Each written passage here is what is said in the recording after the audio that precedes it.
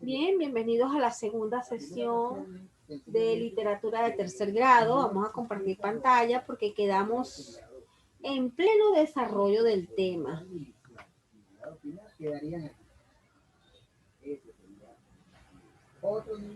Estuvimos hablando de lo que es la literatura, déjalo, hablamos de la literatura en sus orígenes, en su modo puro en que llegó. Ahora bien, muchachos, continuando el tema,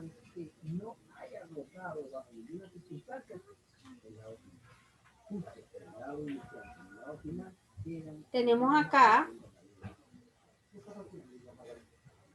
que se refirió al proceso literario que significó la prosificación de los antiguos cantares incaicos en las críticas castellanos, semejante al que se realizó en los medioevos europeos con los cantares de gesta. Esto estamos hablando de la continuidad del tema que Valdelomar lanzó, publicó un libro de los hijos del sol, porque eso fueron más hacia el indigenismo, dejaron a un lado su casta hispánica para meterse de lleno en lo que es el indigenismo, en sus raíces. Ahora bien, continuando con esto,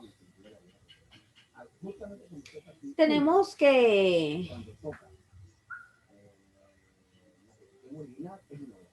los vocabularios quechua que se incorporan dentro de estas especies literarias, este tipo de vocabulario son verdaderos inventarios de esa cultura y poesía fosilizada.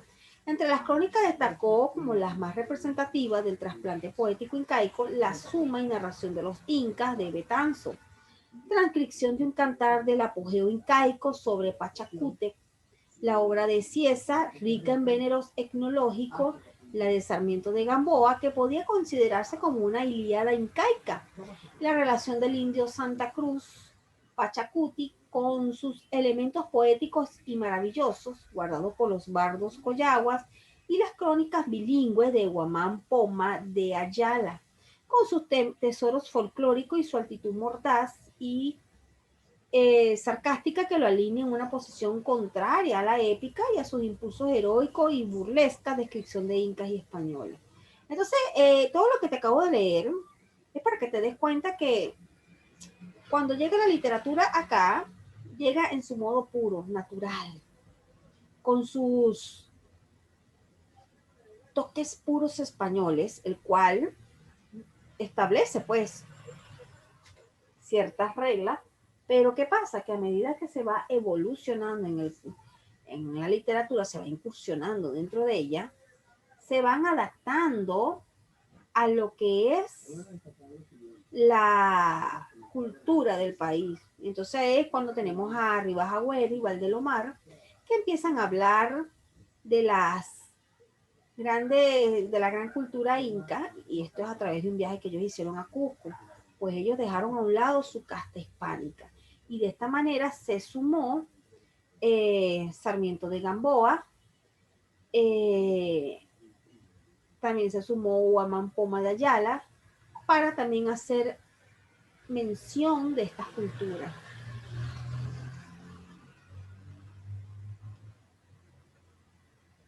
Tenemos acá que eh, vamos aquí, un momentico.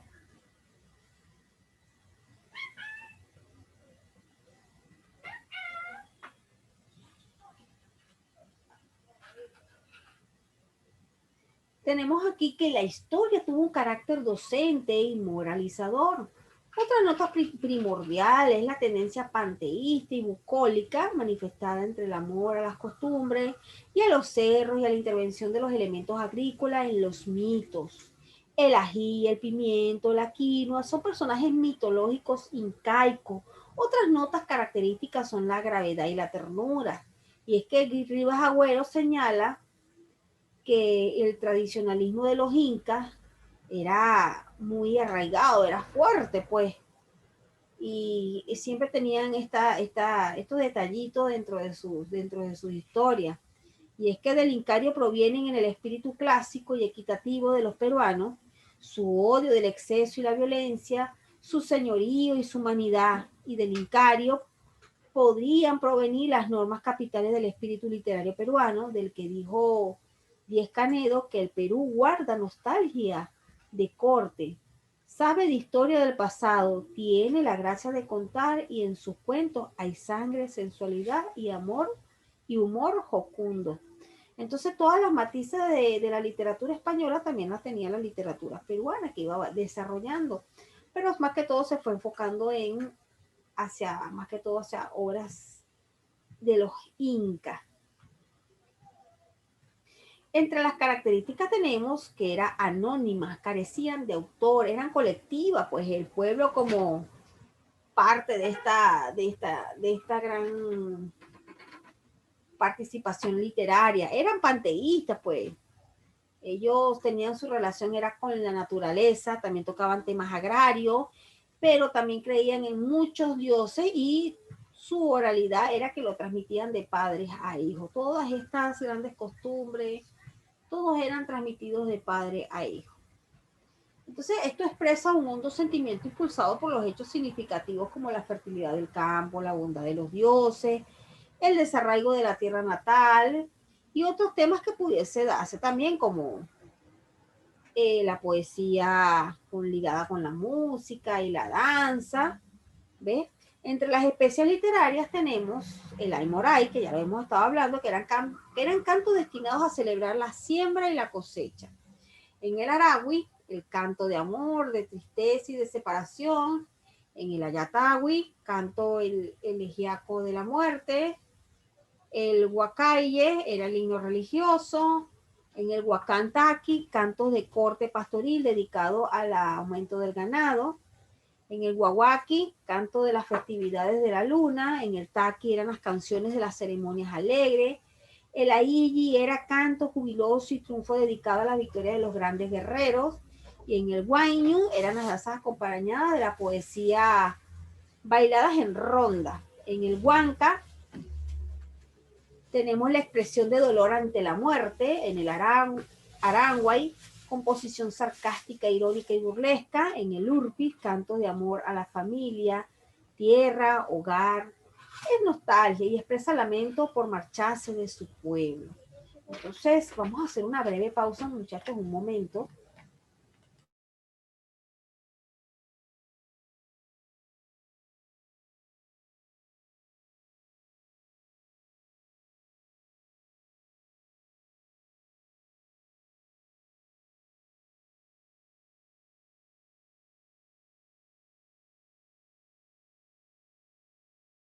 Bien, gracias por el tiempo que me dieron de ausencia. Entonces ahora vamos con lo épico y narrativo. Lo que te describí anteriormente era lo dramático. Y es que en los dramas también pueden haber cosas así como que catástrofes y todas esas cosas que pertenecen a lo que es las características del drama. En lo épico narrativo tenemos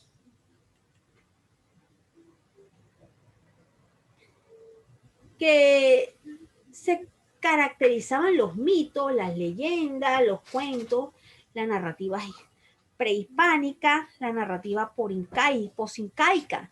Y es que en los mitos trataban narración de carácter religioso que trataba de explicar fenómenos naturales y las concepciones religiosas del hombre para explicar el origen de algo. Pues el mito de Pacarintambú, el mito de Illa, Tixi, Viracocha y entre otros, eran parte de esta parte épica narrativa. Y las leyendas se refieren a actos muy antiguos de héroes o hechos importantes que al ser transmitidos realmente fueron modificándose. Es como el cuento de los 3 cerditos, los 3 cochinitos, los 3 chanchitos, ¿ves? Los 3 puerquitos. Se han mantenido en su originalidad, ¿verdad que sí?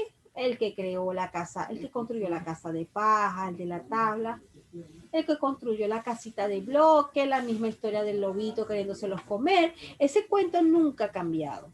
Pero hay mitos, estos son cuentos, los mitos han sido pasados de generación en generación y cada generación le va agregando otra cosa más y le quita una. Le quita una y le agrega otra. Ahora, para las leyendas, se refieren a actos antiguos de héroes o hechos importantes que al ser transmitidos oralmente fueron modificándose. Y entre la leyenda tenemos la leyenda de Manco Cápac y Mama Ocllo. Entre otros tenemos los cuentos, que son narraciones breves de un hecho real o ficticio con el fin de entretener a la familia. Y estos cuentos fueron recopilados por los cronistas, entre ellos el Achique. En la narrativa prehispánica que está dentro de los cuentos, esta etapa anterior a los incas, se crearon relatos épicos como el mito de Con, el mito de Vichacama, que pertenecen a las culturas costeñas pre-incas. Al periodo incaico corresponde la siguiente: el mito de los hermanos Ayar y la leyenda de Manco Cápac y la Mama Ocllo. En la narrativa post-incaica, uno de los más conocidos y estudiados es el mito de Incarri, cuya primera versión la dio a conocer José María Argueda en 1956. Una leyenda de singular importancia viene a ser la leyenda de Cuniraya, Viracocha. Otros relatos son el sapo y la zorra, el amaru y el torito de piel brillante. Y entre las fábulas más conocidas está el puma y el zorro y los gorriones. Entonces, estas literaturas que te estoy mencionando, estas obras son netamente de acá del Perú. ¿Ves? Y sería bueno que como estudiante pudieses investigar por lo menos al menos una de ellas, para que puedas tener ciertas nociones de cómo era la cultura acá, cómo esos fueron sus primeros pasos. Y es que si yo busco en internet,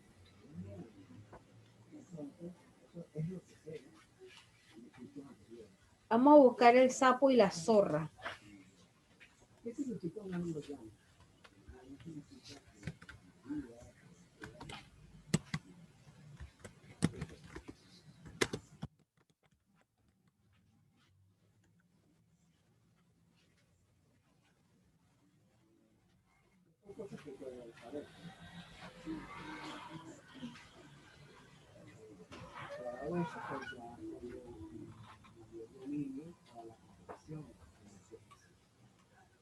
Un momento.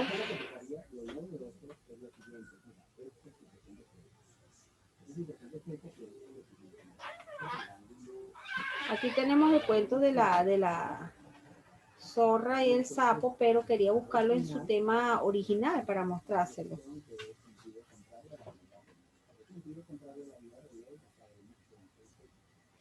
Vamos a ver el mito de Incarri, un momentico. Pero observa el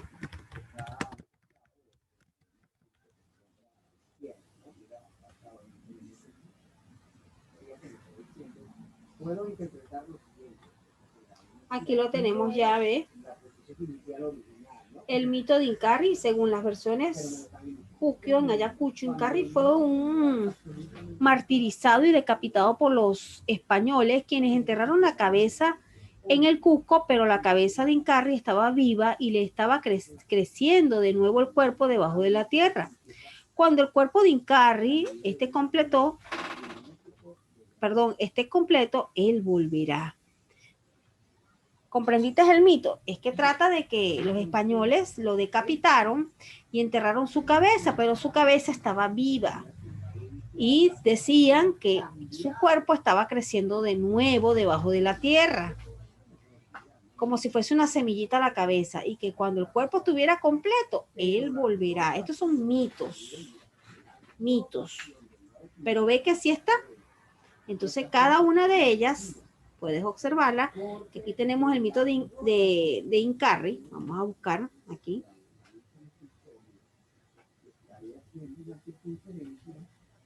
¿Quién dio a conocer esta primera versión del mito de Incarri? Pues el señor José María Argueda en el año de 1956.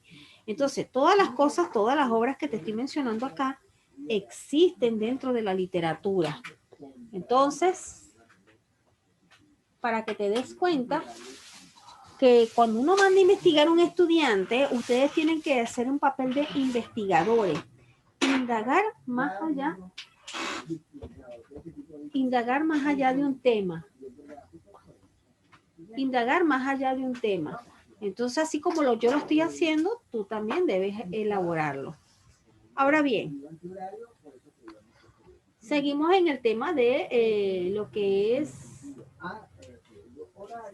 la etapa prehispánica. Mira todo lo que hemos abordado en el día de hoy de lo que es la etapa prehispánica. Al punto que hemos llegado ahora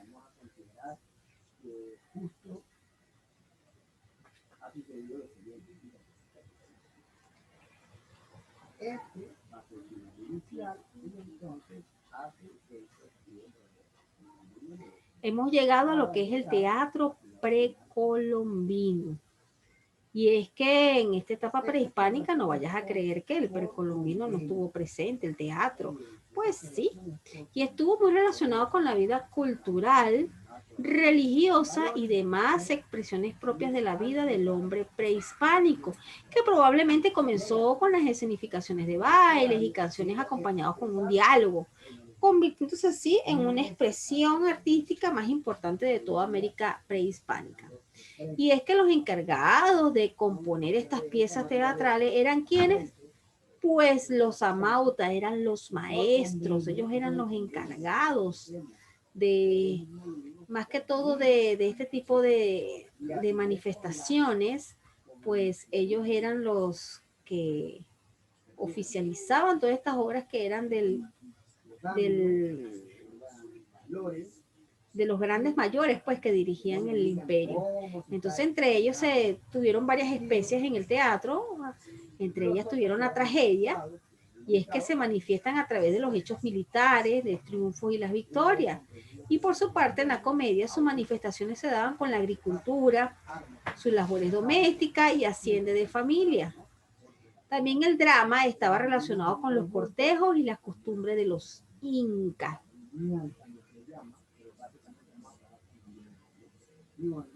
Entonces, para que te des cuenta que en la etapa prehispánica, antes de la llegada de los conquistadores, habían tradiciones acá. Lo que pasa es que con la llegada de los españoles fueron adaptándola y modificándola al punto de poderlas convertir en lo que se convirtió en ese momento, en teatros, ¿ves? En canto, se pudieron identificar, ¿ves? Ahora bien, te voy a dejar un tiempo prudente para que puedas tomar cierta apreciación que tú quisieras apuntar acá dentro de lo que es el teatro precolombino.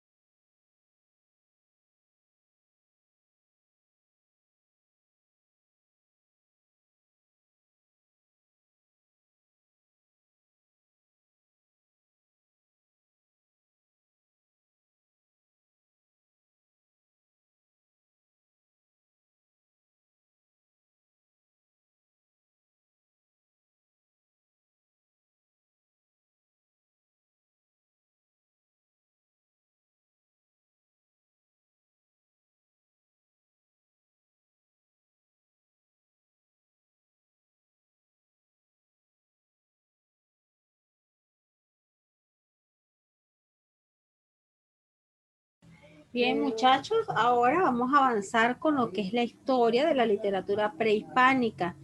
Como tema ya para finalizar, nos quedan 20 minutos. No te preocupes que para esta ocasión no te voy a dejar actividad domiciliaria, porque el tema no ha terminado. Entonces, la historia de la literatura prehispánica es que siglos antes de la llegada de los españoles, existía en el continente americano áreas pobladas por gran variedad de pueblos indígenas, como yo te estaba diciendo en la clase. No fue que los conquistadores llegaron y comenzó la vida aquí en Sudamérica, no.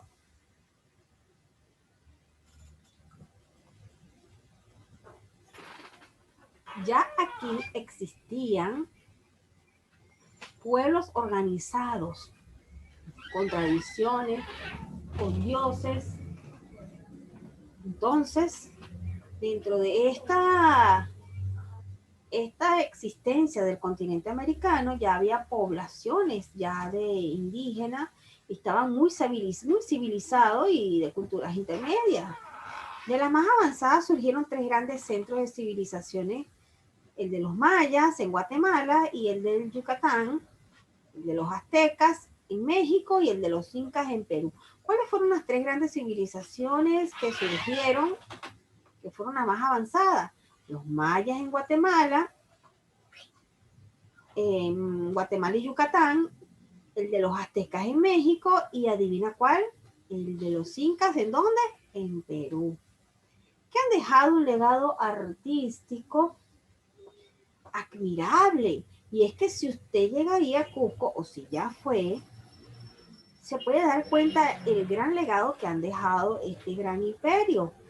Y es que sus grandes ruinas aún prevalecen. Y cuando me refiero a ruina es porque ya con el tiempo, la erosión, estos monumentos han disminuido su calidad, pero son recuerdos de lo que existió este imperio. Y es que si usted ya vio historia de segundo grado, puede saber qué fue lo que pasó con el imperio y por qué este imperio cayó, pues fue la caída de los incas. Ya usted lo debió haber visto en historia de segundo grado, que ahí se menciona mucho este aspecto. ¿Cómo puede ser posible que una gran cultura como la de los incas haya caído de esa manera? Pues no importa lo que haya pasado, lo importante es que dejaron señales, ¿ves? De que existieron, de cómo estuvieron organizados, de cómo fue su vida, qué hicieron, ¿ves? Y eso se ve plasmado en las ruinas que existen actualmente. Y cada una de estas culturas, como lo de los mayas y los aztecas, también dejaron presencia de la historia. Ahora bien, estos legados que dejaron, como los templos, las cerámicas, pinturas, los llevaron a perfeccionarse, pues. Un momento.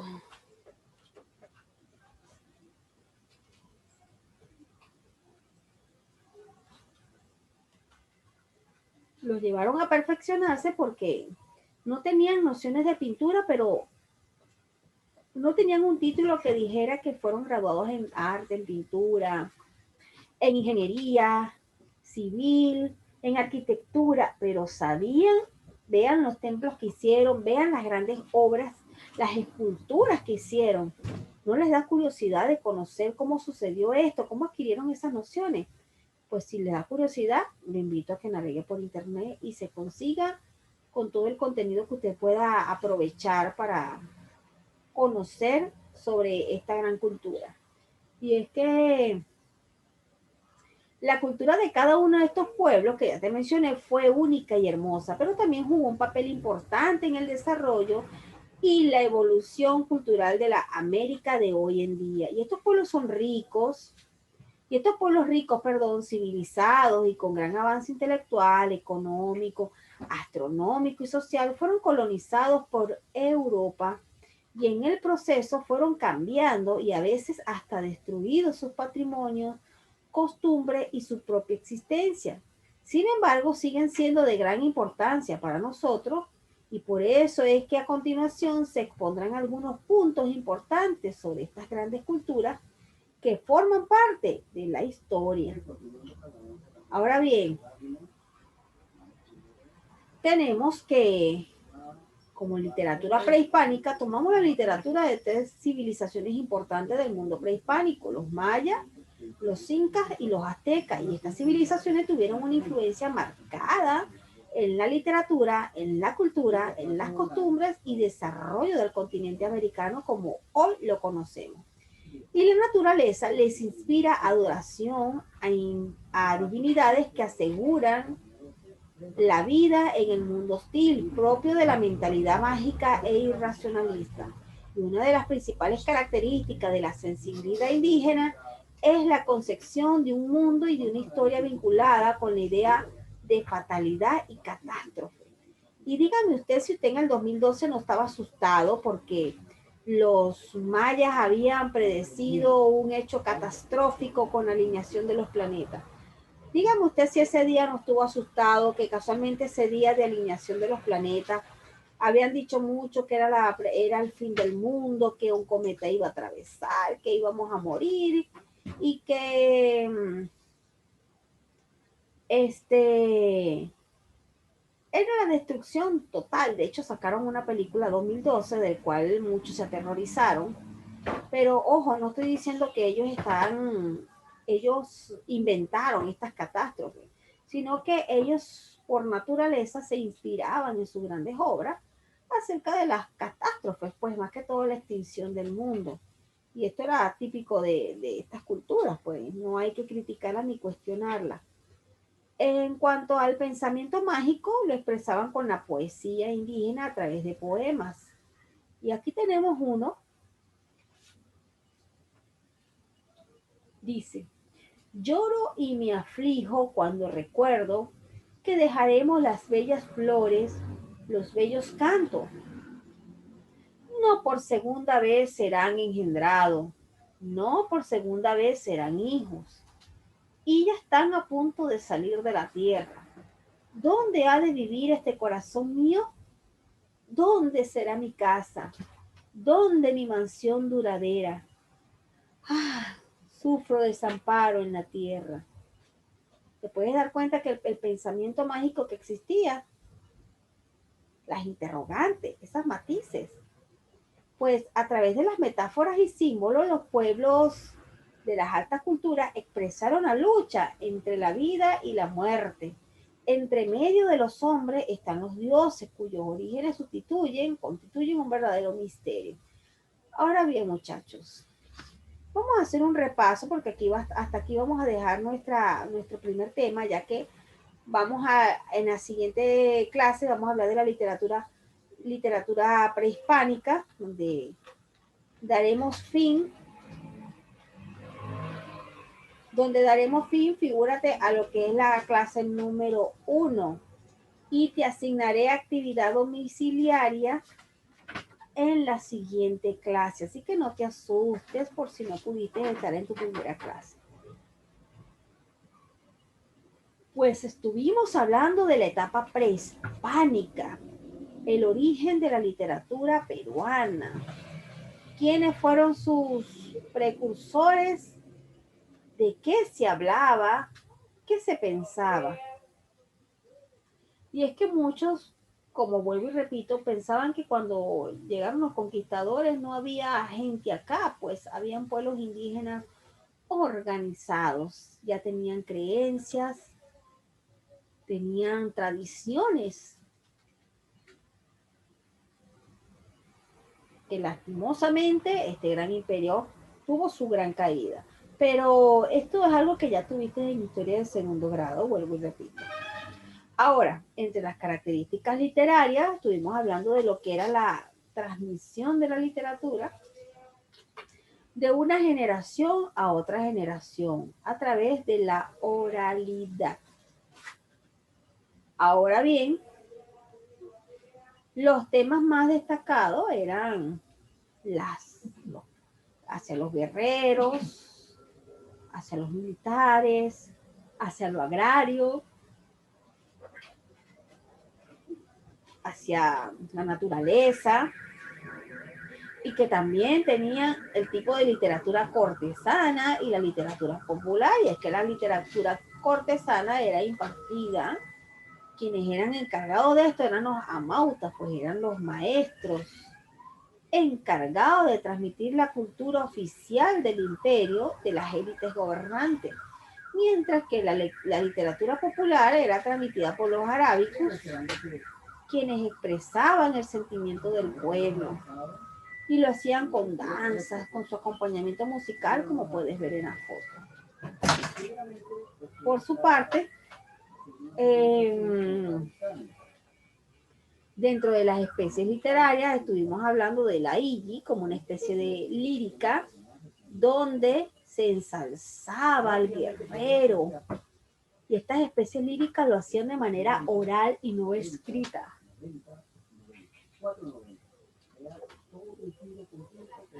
Disculpe, muchachos, me dieron ganas de estornudar. Entonces, dentro de esta era Igi se mencionaba a los guerreros, pues la lírica iba destinada para ellos. En el Arawi, pues aunque provenía de la expresión popular del pueblo, expresaba más bien sentimientos amorosos. En especies épicas tenemos narraciones que hablaban de las catástrofes cósmicas, ¿ves? Cuando Huiracocha creó a los hombres y las narraciones que en esta tierra hay, pues. Entonces, en este tipo de especies épicas, tenemos lo que son los temas de catástrofe que estábamos hablando ahorita, pues. En las especies dramáticas, estuvimos tratando acerca del Ollantay, pues eran dramas en lengua quechua, donde había una rima sonante y se ensalzaba a los personajes principales que te los mencioné y los secundarios. Luego estuvimos tocando lo que era la poesía e historia entre los ingas y tuvimos que hacer mención al señor Ribagüero, porque en el primer panorama literario del Perú, él escribió en el año de 1905 y al principio era uno de los poetas coloniales, pero después pasó a ser un poeta indigenista, pues él hizo un viaje al Cusco y estando en el viaje a Cusco sucedió algo. Y esto sucedió en 1912. Pues estando en el Cusco hizo un vuelco y a través de los paisajes peruanos, Ribagüero, en medio de una casta hispánica, se reivindicó con sus raíces. Y junto a él también Valdelomar, pues Valdelomar era su secretario, quien estaba junto a él y también sintió esa necesidad de volver a las raíces, a lo indígena, al indigenismo, al vincaico. Y ambos hicieron producciones escritas. De hecho, Valdelomar publicó unos escritos llamados Los Hijos del Sol.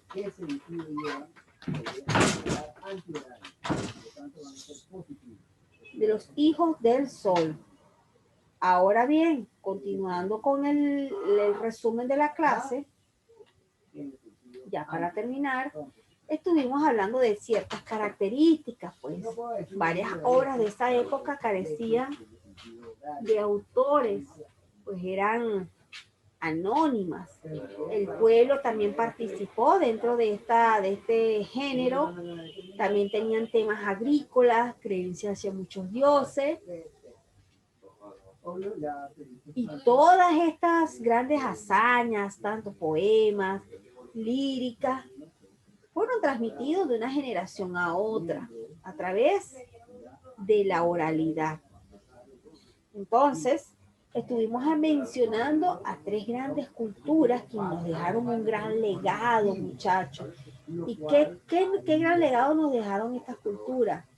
Bueno, nos dejaron ciertas enseñanzas, no solamente literarias, sino como gente organizada, que lograron muchas cosas. Lastimosamente, cada cultura de las que mencionamos, como los mayas, los aztecas y los incas, tuvieron sus caídas. Sin embargo, a pesar de eso, ellos fueron pioneros, ¿ves? En producir obras literarias adaptadas a su cultura. Entonces, en cuanto a lo que es la narrativa épica, estuvimos hablando de los mitos, de las leyendas, y pudimos ver que en internet conseguimos el mito de Incarri, un hombre que había sido decapitado por los españoles, cuenta el mito, ¿no? Esto no es original mío. Y entonces enterraron su cabeza en el Cusco. Y según cuenta el mito, que su cabeza, una vez enterrada, empezó supuestamente como a germinar como una semilla, y que cuando se completara el cuerpo, él iba a regresar, como una semillita cuando se siembra, ¿no? Usted la echa, la riega, y de repente con el tiempo que pasa se convierte en un gran árbol o en un gran arbusto. Algo así trata el mito de Incarri, lo puedes buscar. Y es que este mito, así como él, existen también las leyendas, los cuentos, las fábulas y muchas características más literarias que pertenecen a este género, pues. Entonces, muchachos, ya estamos finalizando ya la segunda sesión, por lo que te recuerdo nuevamente que no tendremos actividad en esta primera sesión de clase, pero para la siguiente clase del día domingo estaremos nosotros ya asignando las actividades domiciliarias respectivas. Ahora bien, te voy a recordar nuestro modo de evaluación. Solamente se van a evaluar las actividades domiciliarias que estén bien desarrolladas y argumentadas. Vamos a tener participación y asistencia en Zoom. Y nuestro examen final lo vamos a aplicar no por la plataforma Viexam, sino vamos a aplicarlo como un archivo PDF que yo se los voy a enviar a manera que ustedes lo puedan desarrollar en su casa. Mi número de teléfono, como siempre, chicos, ahí se los dejo. Si tienes alguna inquietud o alguna duda, me escribes. Siempre va a estar a tu disposición. No me escriban después de las 10 de la noche porque estoy durmiendo. Porque soy una persona que me levanto muy temprano a realizar ciertas actividades. Entonces, nos estamos viendo en la siguiente sesión, en la siguiente clase, que es el domingo. No te preocupes porque vamos a hacer una especie de feedback para que puedas comprender un poco más lo que estuvimos tratando hoy si no estuviste, y agradecerle por su receptividad y atención. Entonces, chicos, los dejo con esta lámina para finalizar y nos vemos el próximo domingo. Cuídense.